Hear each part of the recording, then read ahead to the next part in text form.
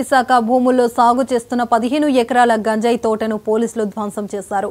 పెద్దబయలు మండలంలోని వనభంగి పంచాయతీ జడిగూడలోని ఈ తోటల మీద పోలీస్, రెవెన్యూ, అటవీ శాఖ సిబ్బంది ఉమ్మడిగా దాడులు జరిపారు.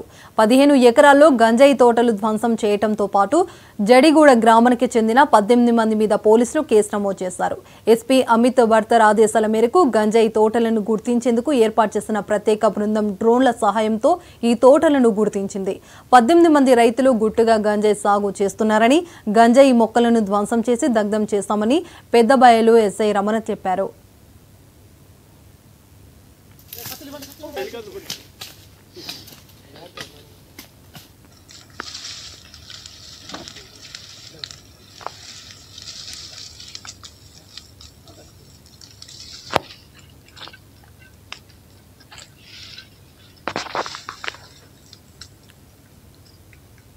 ఆటో అయినా ఎరగాలి మరి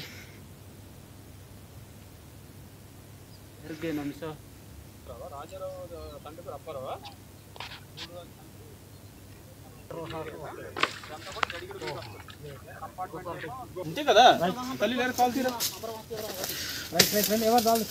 ఇది కాదు ఎలా కాదా నరికి మొత్తం నరికి చూడు కత్తిపోగలరు చూసుకో అంతే వెరీ గుడ్ చిన్న చిన్న మొక్కలు ఉంచుకో అబ్బాయి అది